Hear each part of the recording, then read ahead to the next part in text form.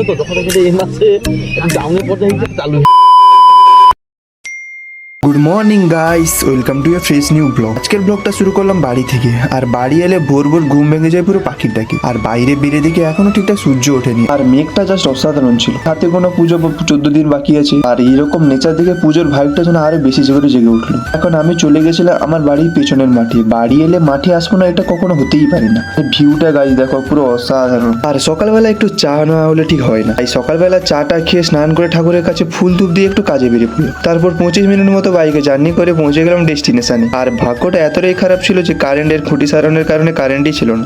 আর এই গরমে টুকিটাকি কাজ শেষ করে সেখান থেকে বেরোতে প্রায় 1:30 মতো বেজে গেছিল। আর এই দুপুরবেলায় এরকম রোদে বাইকে করে যেতে পুরো ফেটে যাচ্ছিল। এখন বাড়ি এসে ফ্রেশ হয়ে লাঞ্চ করতে বসে গেলাম। বাড়িতে আজকে মেনুতে ছিল বড়ি ভাজা, পটল ভাজা, শাক ভাজা, বাঁধাকপির ঘন্ট আর ওয়ান অফ মাই ফেভারিট সর্ষে ইলিশ। সবকিছু সাইডে ফেলে তুমি কামড় বসালাম ইলিশ মাছে। আর খাওয়া দাওয়া শেষ করে 3:30টার দিকে একটু কাজে বেরিয়ে পড়লাম। আর বিকেলবেলা বাড়ির কাছে ডাবকে খেলতে যাওয়ার জন্য বেরিয়ে পড়লাম। গ্রাউন্ডে পৌঁছে থেকে প্রায় সবাই চলে এসেছে। তারপর সন্ধ্যাবেলা চলে গেছিলাম একটু ফুচকা আনতে। আর বাড়ি এসে ফুচকা টুচকা খাওয়ার পর একেবারে ডিনার করতে বসে গেলাম। আর ডিনারে আছিল আজকে আলু ভাজা, ঢেঁড়স ভাজা ও দেশি চিকেন। আর চিকেন দেখে তো আমার খিদাটা একটু দ্বিগুণ বেড়েছিল, তাই বেশি দেরি না করে খেতে বসে বললাম। তো এইভাবে আজকের দিনটা হাসি খুশিতে কেটে গেল। আর ভিডিওটা যদি ভালো লাগে থাকে লাইক, কমেন্ট এন্ড শেয়ার আর সাবস্ক্রাইব করতে ভুলো না গাইস। Bye bye.